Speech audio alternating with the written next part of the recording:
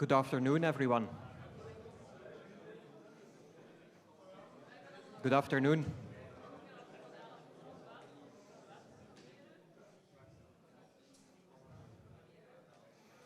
Hi. Welcome this afternoon to my talk about WebAssembly going beyond the browser. You might think what this exactly has to do with Drupal, but we'll get there, I promise. I'm Merlijn. Those of us who speak Dutch can call me Merlijn. I'm a researcher at IMEC. Even though our main office is just a few hundred meters from here, my office is actually in Ghent, because I also teach at Ghent University. I'm part of the embedded research group in Ghent University.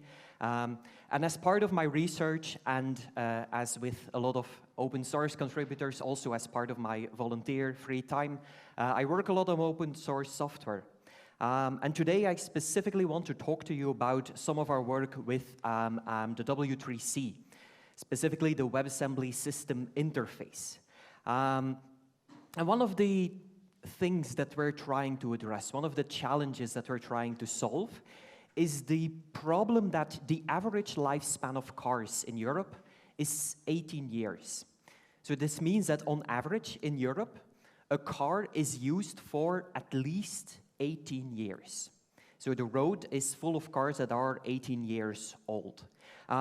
Let's go back a little bit in time and look at state-of-the-art technology of 18 years ago. Windows Vista was just released 18 years ago. As everybody knows, this was an amazing operating system. Everybody was incredibly happy with it, and it didn't annoy anyone. Nobody was scared to have critical systems be maintained by Windows Vista.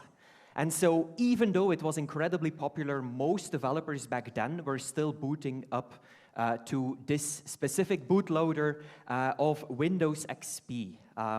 Those were the days that this was the default screensaver. But the problem is that a lot of the cars that are on the road today are using software that was initially developed and compiled by a developer on this specific machine. But then how do we keep updating that software? We know that cars have more and more software in them. Modern cars, like almost half of the entire cost to create the car, goes to software and computers specifically. So how do we update software on a car that uses a compiler that was originally created for Windows XP? And if you know anything about embedded development, then you know that how embedded development works is not that you download GCC or Clang and then you run it and you compile it. No. You go to the website of your manufacturer, sometimes you even get a CD, then you plug in your USB CD disk reader to download the compiler, and that specific compiler can only compile C code for that specific microcontroller that's in the car. And so good luck trying to run that compiler on a newer operating system. And as a result, like a lot of car manufacturers either don't update the software on the car or update it incredibly slowly. And so you very, very commonly see 10-year-old software versions in cars, things like OpenSSL.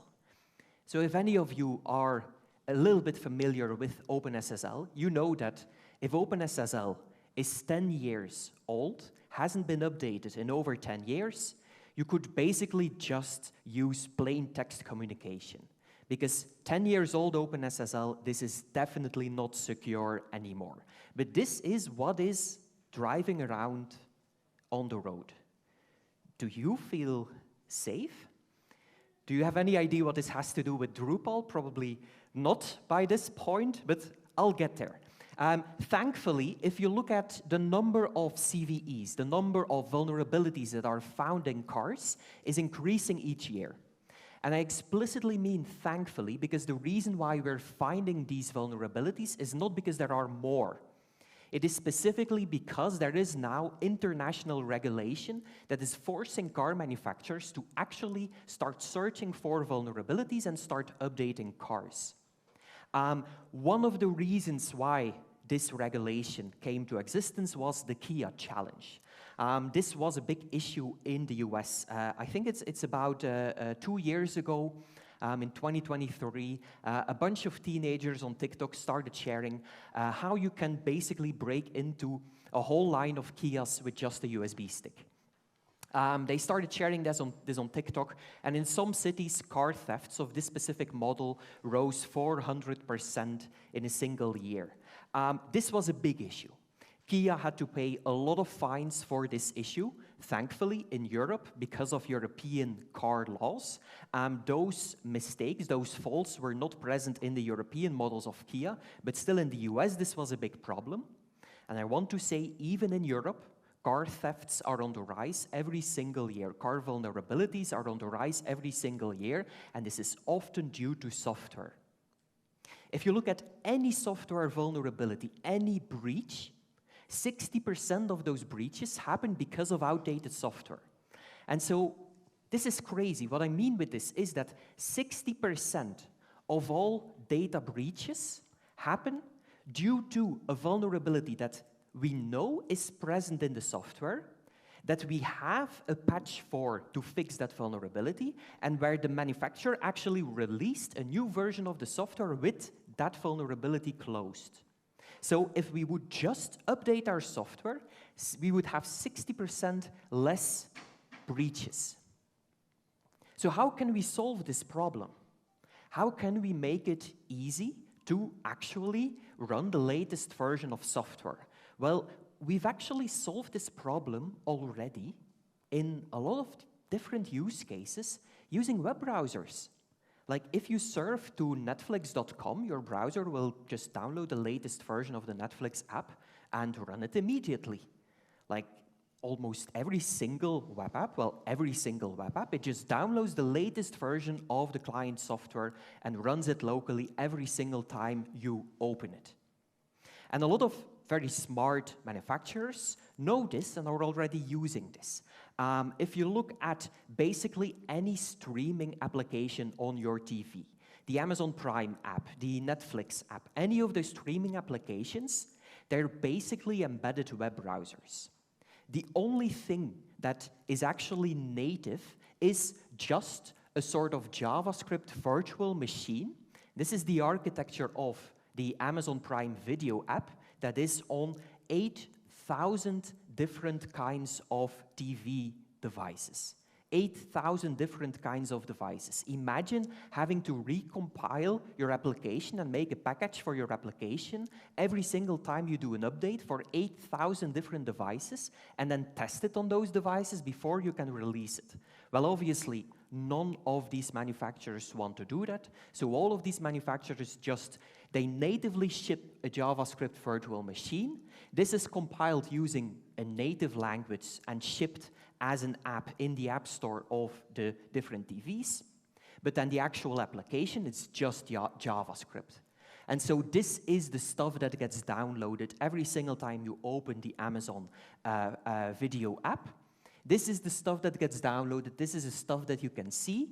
And this is the stuff that always gets updated. And only when there's like severe security vulnerabilities does this part gets updated. Now, there's a few problems with this method of software distribution. The first problem is, who the fuck wants to rewrite their software in JavaScript in order to be able to run it in a JavaScript virtual machine? I am a scientist, and so I obviously have to give a few slides with some mathematic formulas and with some very in-depth analyses, and so this is one of those slides. Let's take a look at, in 2006, Dries looked like this. In 2025, now, the new and improved Dries, a lot has happened since 2006. But in 2006, Drupal used PHP, And in 2025, well, Drupal is still using PHP. I wanted to say that at least the logo of PHP changed, but actually they just removed the background. So I'm not even sure if that's a full new logo. So yeah, obviously nobody wants to rewrite software in a completely different programming language unless there's a very, very good reason. And even then, like, it's often not economically viable because all the knowledge since 2006, since even earlier, all the knowledge of all the Drupal developers has been embedded in that code base. You can't just throw all that knowledge away, which is what you do when you need to rewrite it in another language. So the first issue with this Amazon distribution model is that people just don't want to rewrite their applications in JavaScript. The second problem is that JavaScript is super slow. Now, I know Drupal has been written to run in PHP, and PHP is not much better, but still, if you compare it to things like C, JavaScript is incredibly slow. And so good luck trying to run a decoder or any kind of encryption algorithm or any kind of severe logic in your JavaScript application. It's just not possible. This is why a lot of these streaming app providers quickly shifted to WebAssembly. Next to their on-device JavaScript virtual machine, they also run a WebAssembly virtual machine. And then in that WebAssembly virtual machine, there you have applications written in Rust or in C++, the entire existing code base running inside, compiled to WebAssembly and running inside of this WebAssembly virtual machine to have much better performance and to be able to reuse their existing code base that was created using languages other than simply JavaScript. But so then the obvious question is, what the fuck is WebAssembly? Well, WebAssembly is a compilation target. And what I mean with that is that, let's say you want to compile your code for an x86 laptop. So you take your source code, you compile it to an x86 binary, and then you can run it on x86 CPU. An x86 binary is a compilation target. Using your compiler, you have to say, now create an x86 binary. If you want instead to run your application on a smartphone, you need to create an ARM binary, so you need to tell your compiler, now use the compilation target, an ARM binary. Well, WebAssembly is also just a compilation target. It is already embedded in most of the compilers that you use today. You just tell your compiler, okay, now compile it to WebAssembly. And then it can run on a WebAssembly CPU. Well, a WebAssembly CPU doesn't really exist as like a physical thing. Not yet, at least. There's some researchers that are building CPUs that can natively speak WebAssembly, but most of the time it just runs in a browser or in a WebAssembly runtime. It's basically a virtual CPU that interprets this WebAssembly code. So why was this created? Well, it's created specifically to support any language in the browser. There's these large companies like Adobe and Google who have C++ code bases, things like Google Earth, Google Maps, that then wanted to switch these into the browser. Well, very easy, just compile them to WebAssembly, and now you can also run them in the browser without having to rewrite them. Also using near-native performance, because generating maps for the entire world is a very compute-expensive, a very CPU-expensive workload that JavaScript just can't handle. It's also completely cross-platform and sandboxed by default. You don't often think about it, but if you open your banking application in one tab and you open a random blog in another tab, well, both of them have the ability to run WebAssembly, and both of them are isolated so incredibly well that we trust them with some of our most sensitive data every single day. Very few companies say like, oh, you should do critical operations in a different browser because we don't really trust this sandbox. Like the V8 sandbox, for example, in Chromium is one of the safest, best studied sandboxes that is out there. So the idea is you take this wide breadth of source languages, compile them to WebAssembly, and then run them in whichever browser or WebAssembly engine you have. in order to support the use cases of like Photoshop, Google Earth, AutoCAD, things like encryption and codecs inside of your web browser.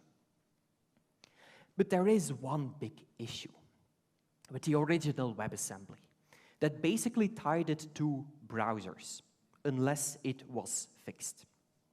The big issue is, how do WebAssembly applications talk to the outside world? And this is a very good schematic representation of what that is. Although it should include a little bit more duct tape in order to be more correct in its implementation. So what I mean with that is downloading a file from WebAssembly, for example. Let's say you want to download a CSS file from a WebAssembly application. Well, then your WebAssembly application will call JavaScript glue code that is attached to the WebAssembly binary. Then this JavaScript glue code will contact your browser JavaScript APIs, and then that will do a whole bunch of stuff and then pass those requests to the kernel. Exactly the same thing if you want to access a USB device from WebAssembly using WebUSB. This is a JavaScript API. So every single time you call a USB device, you're using JavaScript, even if your code was written in C. Same with if you want to access the GPU from WebAssembly. This is a JavaScript API. You're using JavaScript to access the GPU from WebAssembly. This is obviously a big issue, not only in terms of performance, but also in terms of where can we actually use WebAssembly. Because this basically requires to have a browser in order to run WebAssembly. And so things like the Node.js runtime, even though they're server-side, it's literally a browser with all the browser JavaScript APIs that is then being used to run your WebAssembly applications. In order to solve this problem, the W3C created the WebAssembly System Interface. It's basically the untangling JavaScript from WebAssembly since 2019. It's basically removing the last ties between WebAssembly and the browser. It is a new system interface, much like this JavaScript interface. It's a new system interface that can be used in order to contact applications, contact the outside world from inside of a WebAssembly module in order to download files, access devices, write to files, and things like that. It is standardized as part of the W3C. It's built for speed, security, and cross-platform support.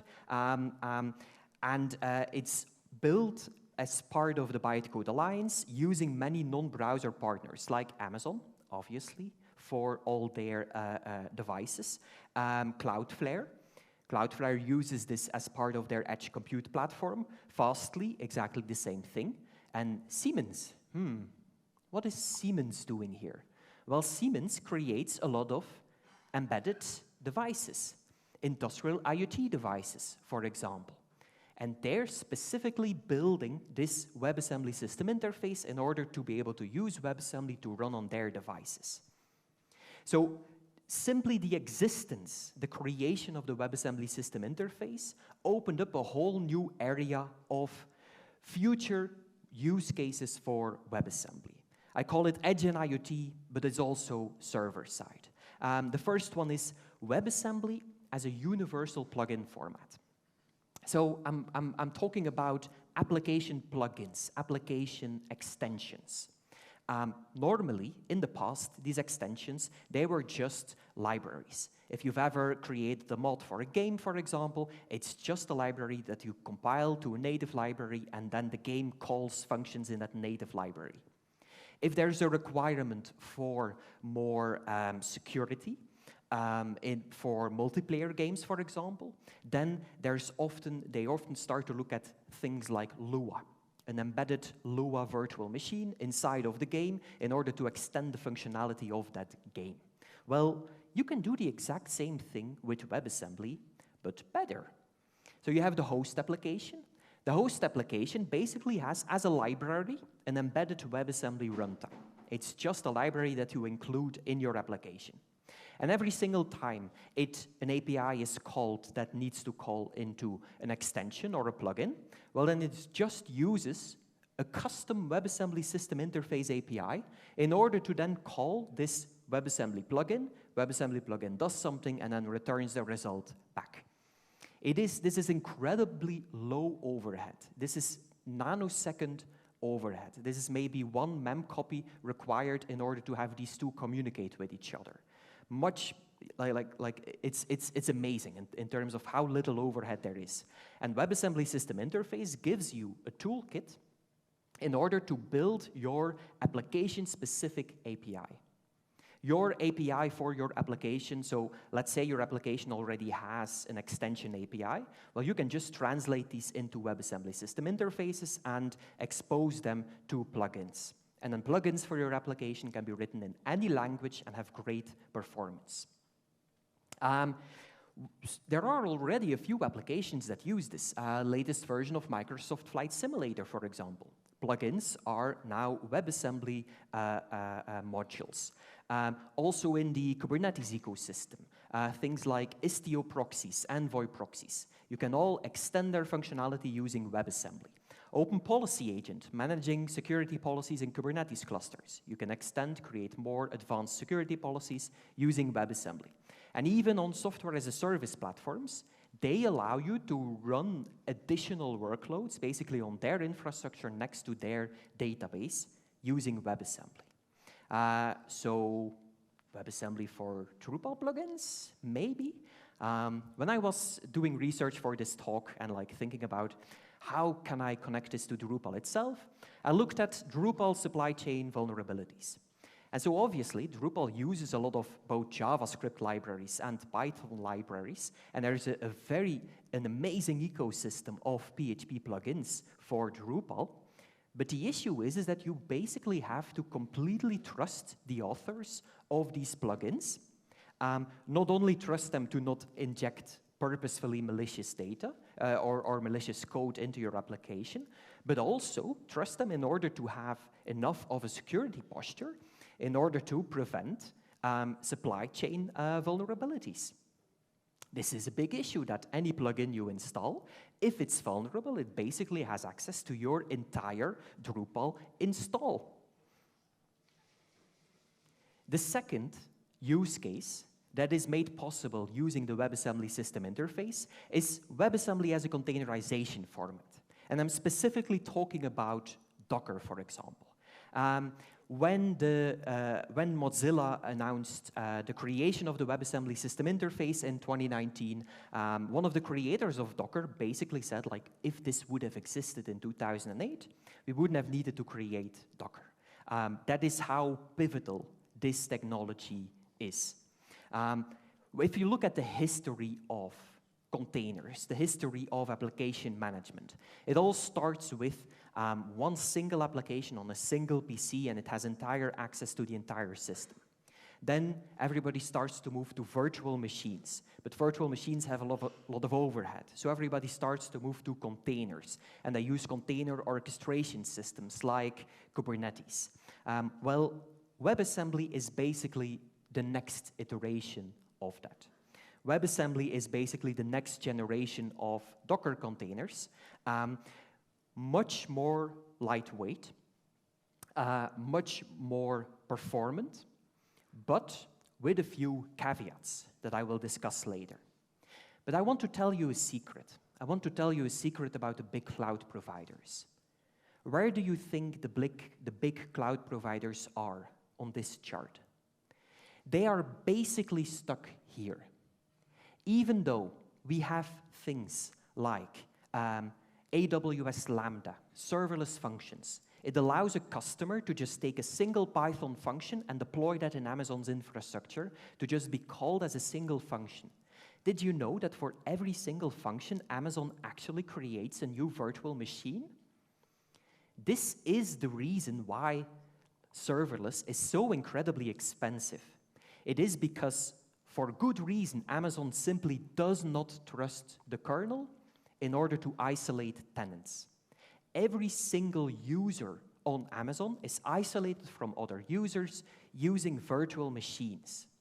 And this used to be the case for every single cloud and edge compute provider until the point that WebAssembly was created.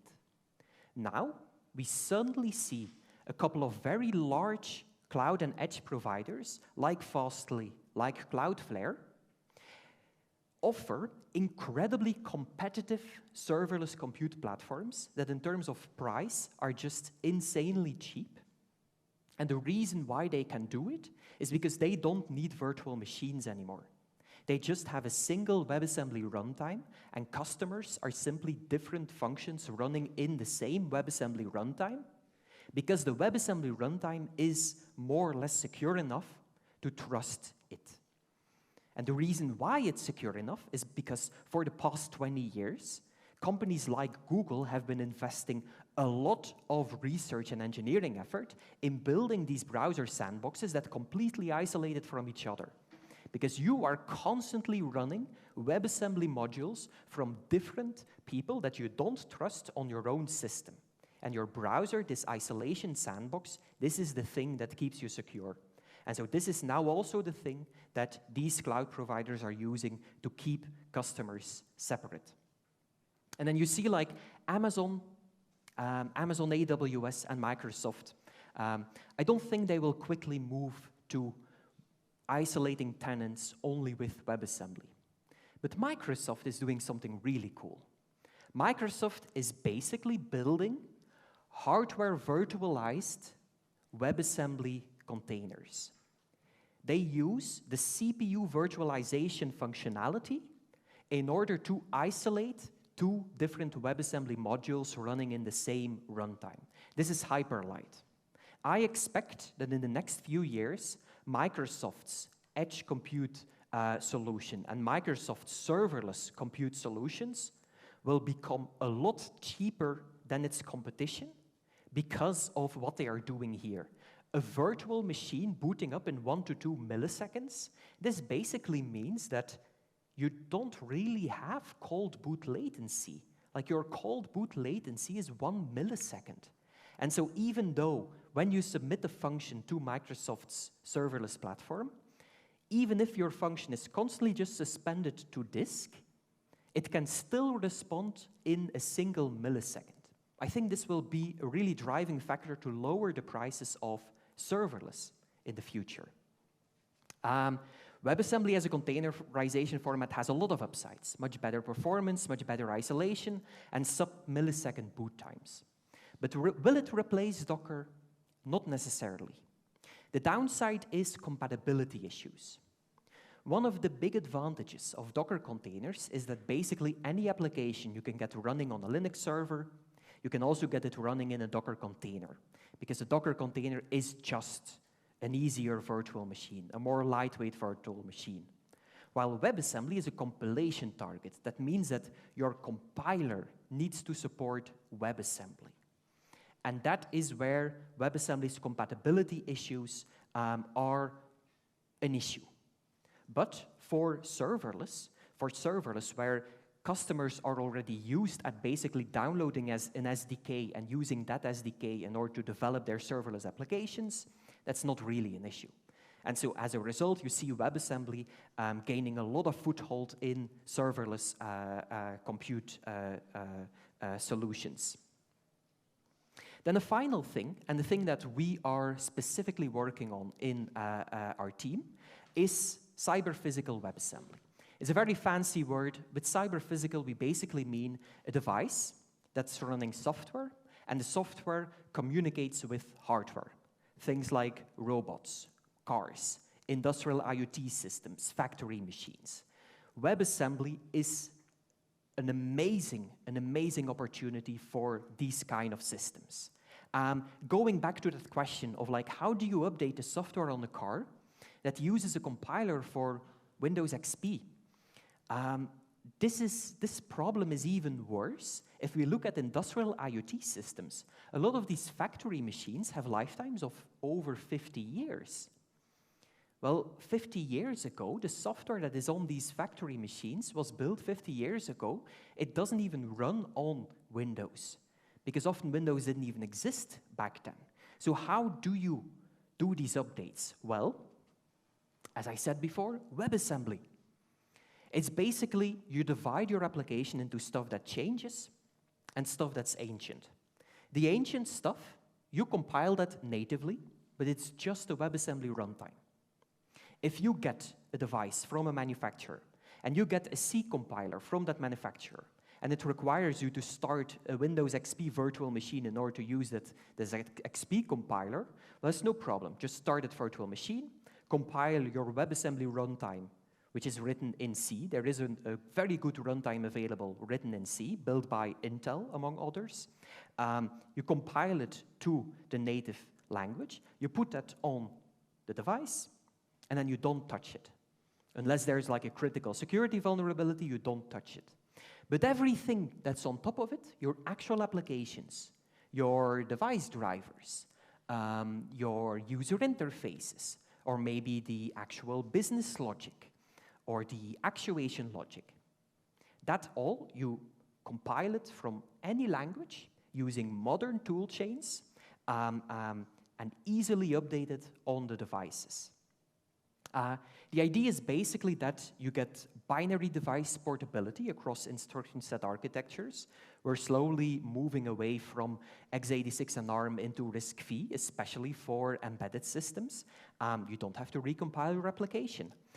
You can use modern programming languages. Most embedded engineers are still using C, not because they really like C, but because there is nothing else available, because the compilers only support C. You get forwards compatibility with newer application tool chains over multiple decades. Multiple decades later, you will still be able to use the latest compilers in order to compile your application for these devices. And secure and sandboxed execution of software, where other solutions like containers do not fit. We have a prototype of a WebAssembly application running on top of a microcontroller that has 265 kilobytes of RAM. It isn't even big enough to run the Linux kernel, but it can run WebAssembly containers. And then very, very important for the embedded space is, while still ensuring support for existing software, these embedded engineers don't want to rewrite their existing applications, and near-native efficiency in execution and compilation. WebAssembly for device drivers, for example. You get isolation, you get to limit the impact of supply chain vulnerabilities in drivers. If one of your drivers is vulnerable, it will not impact the rest of your system, it will only impact the specific device that that driver is used for. And improves the reliability of your applications by sandboxing. If part of your application crashes, that's not an issue, because it is sandboxed and the rest of the application will keep on running.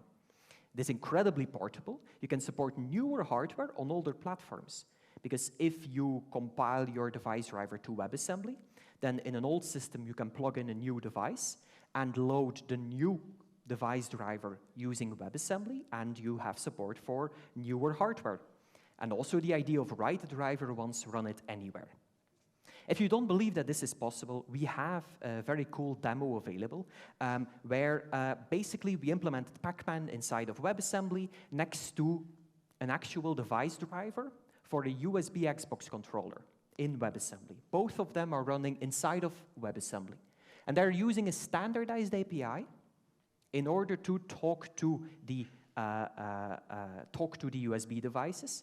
And then the runtime is basically responsible for translating the standardized USB calls into OS-specific USB calls, and then contacting the device. But the device driver itself is running inside of WebAssembly. We have an article, a preprint available, but the most important part of that article is that latency is negligible. This is less than 100th of a millisecond additional latency by running your device driver in WebAssembly versus running it native on the host operating system. Same with throughput. Throughput, very little reduction in throughput, just from using WebAssembly for your device drivers. All of this work is open source and is being standardized as part of the WebAssembly system interface. We also have collaborations with Siemens, for example, so if you want to take a look at that, please take a look at that. Everything is available on GitHub. But at this point in the talk, some people might be thinking, this sounds a lot like Java. like 20 years ago or something, Java basically came with the exact same promises. Write your code once, run it anywhere. Architecture-independent bytecode. JVM on microcontrollers, the Johnson Controls heat pumps, for example. I'm not sure if they're still using JVM, but they used to use JVM to control them. JVM in the browser, Java applets. But ultimately, the JVM failed in most of these fields. It is a single vendor runtime for a single language family. WebAssembly basically looked at that and learned from the mistakes of the JVM. First of all, WebAssembly is a standardized compilation target for any language, not just a single language family. The JVM, for example, is way too reliant on a single vendor, way too focused on a single language family, and because of that, it makes a lot of assumptions about the programming languages that are compiled to the JVM. For example, it requires your programming language to understand classes, and it requires it to understand garbage collection. Well, that already excludes a lot of programming languages, so this can't become a universal format. WebAssembly is sandboxed by default. This is not only important for security, but it is also very, very important for enabling true cross-platform support. The reason why your Java application works on your device and not on another operating system is because your Java application has complete access to the underlying operating system, and so it's just, without you knowing, it's just calling operating system-specific APIs. Well, in WebAssembly, it can't call these operating system-specific APIs because it doesn't have access to them. And so because of that, you get truly into a system where it's write once, run anywhere. And the JVM assumes all code is trusted. It's the same issues with software delivery, for example. WebAssembly has streamability plugged in. You can start an application before you have the entire application binary. It has hot plugging built in. You can just lazy load parts of your application when that functionality is used, while the JVM is way too focused on like a monolithic application that is static, that is already on the system when you start it. So in my opinion, WebAssembly will be able to get into most of these fields where the JVM failed, because it solves most of these issues. Thank you for your attention. I have to thank a lot of people that helped with this work, and this is not something I've done alone. There's an entire team behind this. Also, a lot of thanks to the Bytecode Alliance and the W3C WebAssembly System Interface subgroup. They are amazing at helping us with this work, and we're very happy with that collaboration. And a lot of this work, like many open source developers and like most researchers, our work is completely supported using government grants. So to any European citizen, thank you. Your taxpayer dollars are building the next generation of software delivery.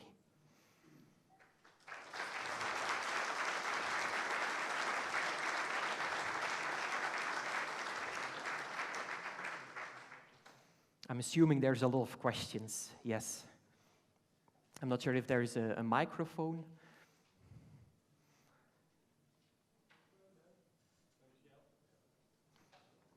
I know there's one here, but I'm not sure if it works.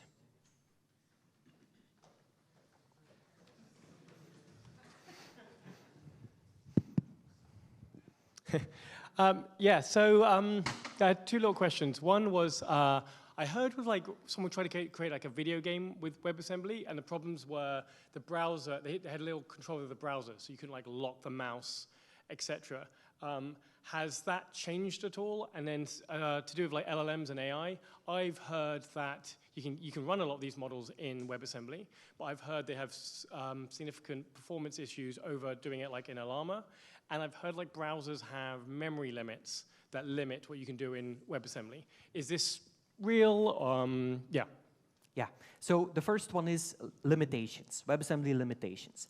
If you're using WebAssembly in the browser, you should basically use the JavaScript API, and you're completely limited by what the JavaScript API can do. So if you're looking at games in the browser in WebAssembly, well, then basically you're limited to that. And I can definitely understand that there is a lot of limitations there. I know that there's also a lot of limitations in terms of security that are just there and will never be fixed because it would be a security vulnerability to allow that kind of access. When we're talking about desktop games, this is stuff that can be fixed using the WebAssembly system interface. But as far as I know, I haven't seen anybody work on WebAssembly system interfaces specifically for games. I think what you will see in games is that for the first decade or something, I think that games themselves will not run inside of WebAssembly, but games will use WebAssembly. Games will use WebAssembly for certain logic, for plugins, might even have like a sort of microservice or actor environment based on WebAssembly modules that have business logic, but the actual display logic and stuff like that and interfacing with the operating system will probably remain native for a very long time. Then the second question is AI, which is a very good question. So there's two ways you can run AI in WebAssembly using the WebAssembly system interface. The first way is to run everything inside of WebAssembly, which indeed has significant performance overhead. So I wouldn't recommend this unless your definition of AI are rule models or like traditional algebra-based models or something like that. If you're really thinking about neural networks, about deep learning, about LLMs, then basically there is already a WebAssembly system interface for a WebAssembly application to contact a native AI runtime. So you can basically have an AI runtime on the host system, which has native performance, and the WebAssembly binary can just give the models to that runtime and instruct it to run the code. This has amazing performance. This is already in production in a lot of edge compute providers. And I think that's more or less the way to go. But then you need a second way in order to actually update the native model runtime. So that was the thing I was going to ask, is can you also then serve them the latest model runtime on their machine that's native via the browser, or is that they have to install it separately and then their browser will use? The runtime has to be installed separately, yes.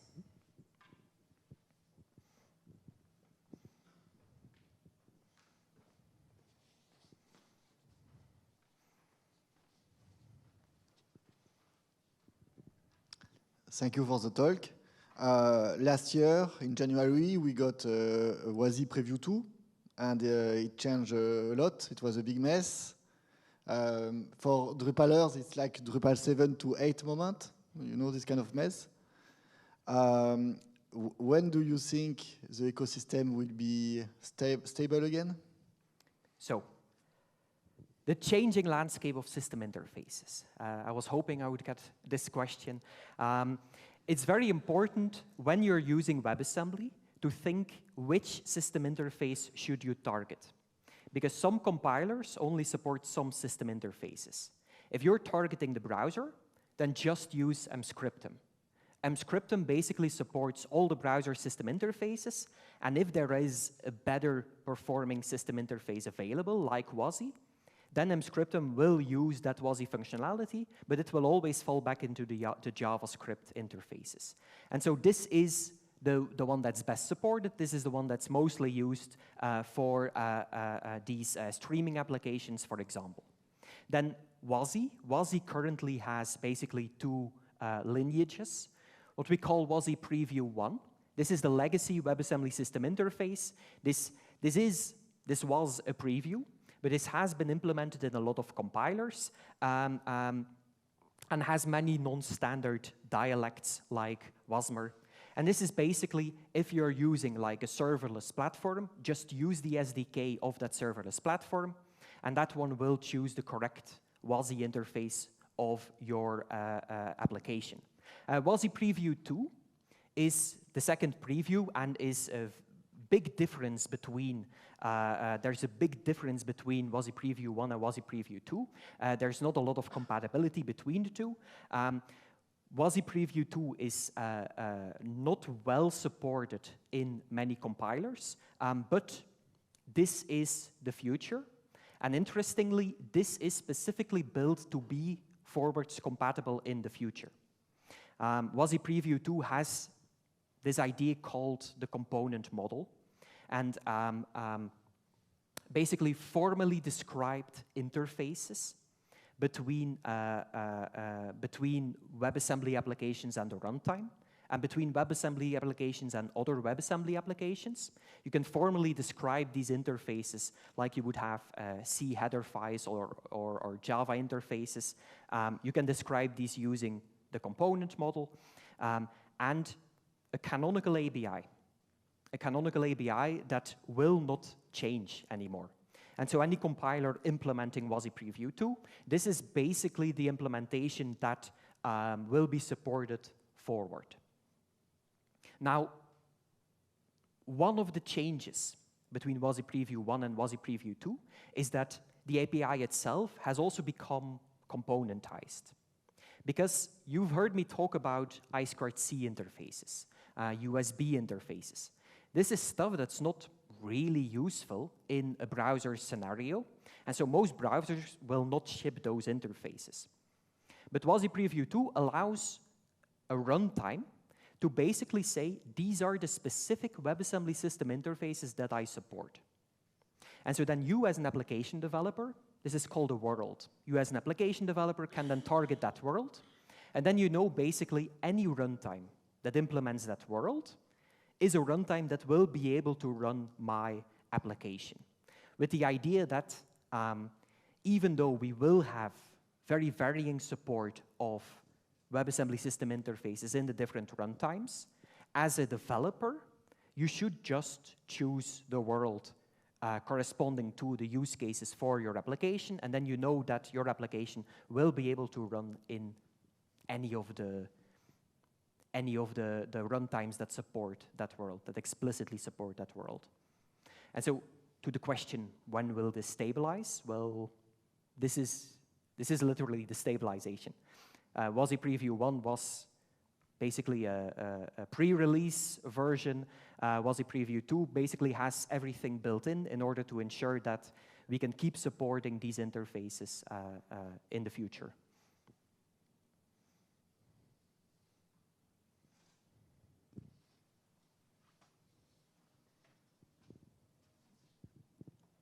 Thank you. Very interesting talk. So I will go a bit on the other side. So I'm a PHP core developer. So I work on the actual virtual machine for PHP and like the language itself.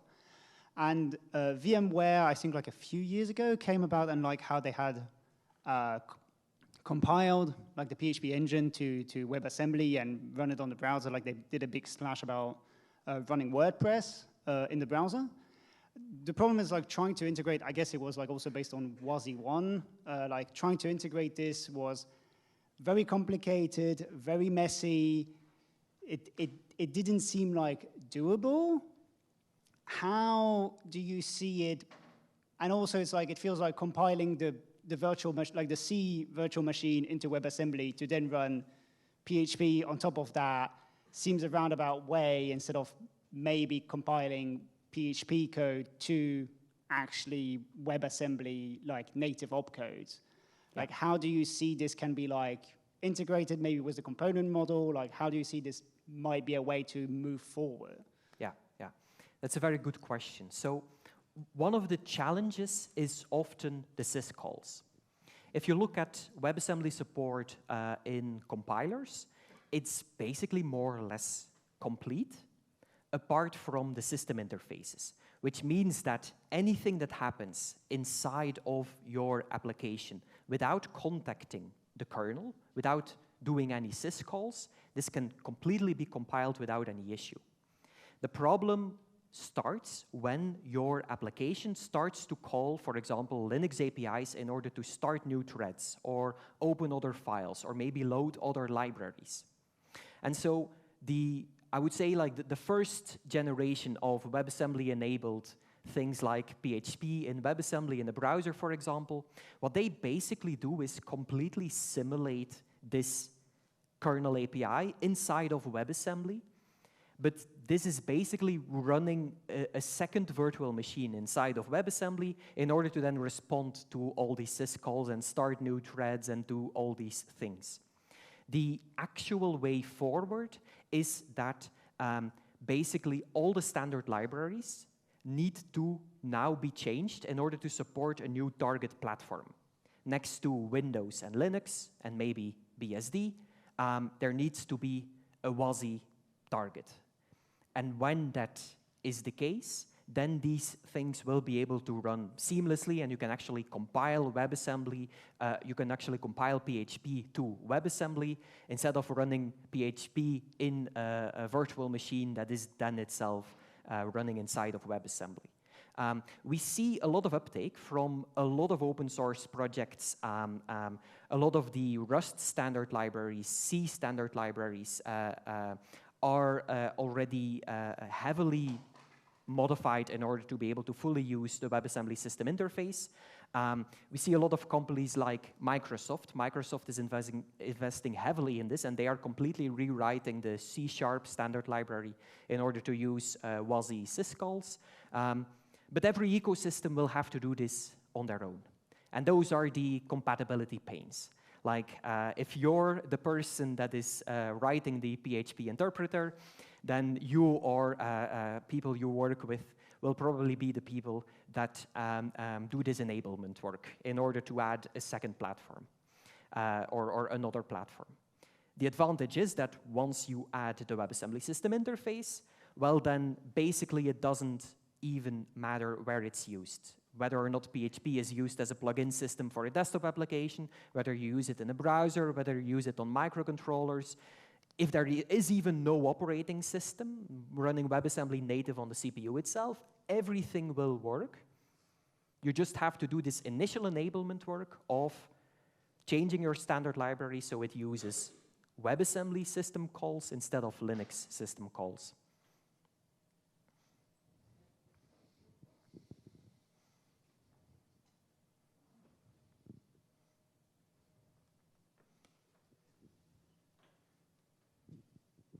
All right, thank you for your attention.